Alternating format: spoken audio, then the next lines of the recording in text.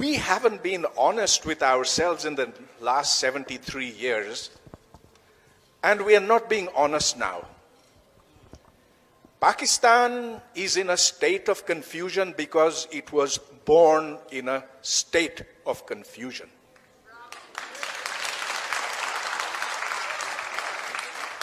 The basis of Pakistan, as articulated by Muhammad Ali Jinnah, was that there are only two nations that live on this subcontinent. They are mutually hostile. They cannot ever live in peace. That was part one.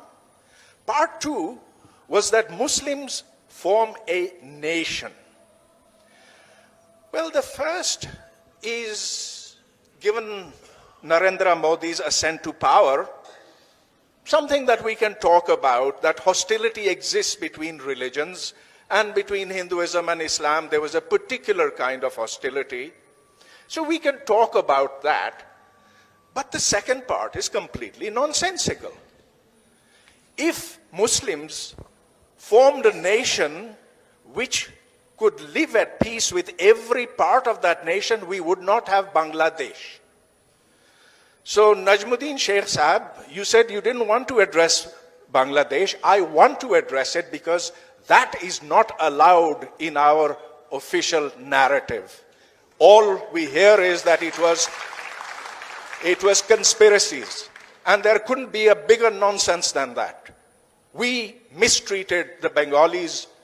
We thought of them as lesser people. We exploited them, and then we massacred them. Why don't we talk about that? Now, if Muslims could always live in peace together, you would not have the separatist movement in Balochistan, which again nobody is allowed to mention. You would not have Manzoor Pashtun arrested and all the PTM leadership arrested today, and all those who go to their rescue also arrested as they were 2 days ago.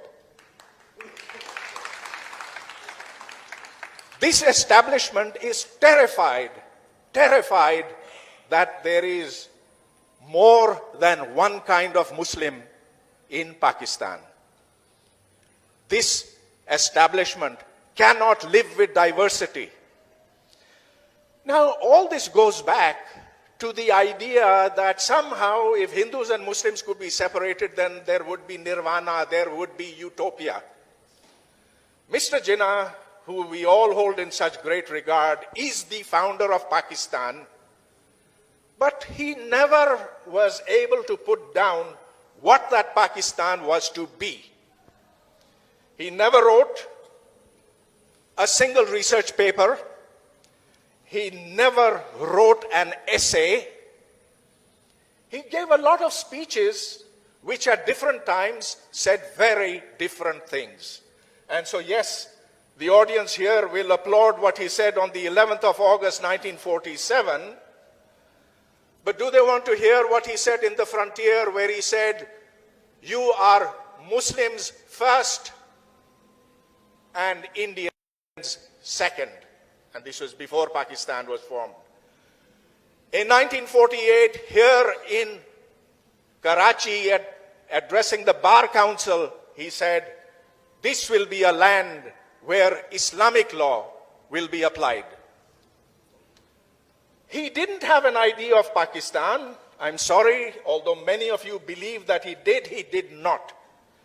In 1945, when he was asked by Maulana Madani, "What will Pakistan be?" he said, "Don't worry about that now. We have plenty of time.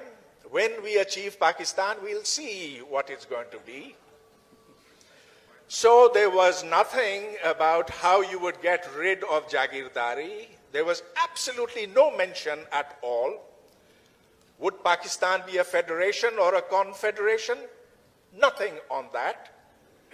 How would Pakistan survive in a world where science and technology is what makes countries strong? He had no plans for that.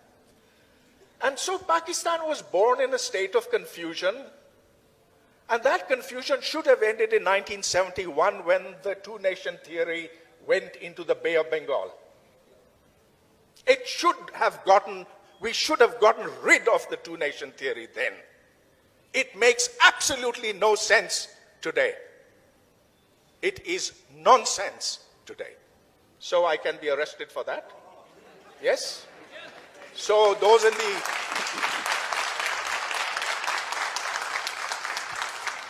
What we need is a Pakistan that is built upon common interests of the people of Pakistan, which must include the Baloch, the Sindhis, the Pathans, the Punjabis, the Gilgitis, Baltistanis, everyone. This is not a country that was made for the armed forces of Pakistan. This is a country that was made for its people. Unless we get around to that basic truth, all this is neither here or there. Today, we do not need an ideology for Pakistan. Countries survive without ideologies. Holland has no ideology, nor does Japan. And look at Bangladesh, who were our poor cousins. They're doing so much better than we are. Their foreign exchange reserves are 4 times ours.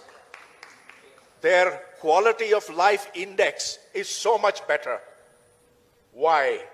Because they don't have an ideology, and we do. However, thank you for that wonderful documentary you made. It showed, it's a potpourri. It shows all the confusions, all the issues that confront us today, and we must find our way out of that morass, and the way out is by becoming a normal country. You see, normal countries don't have ideologies. Normal countries simply work for the benefit of their citizens. And those countries not just survive, they thrive. We should thrive. Thank you. Wow.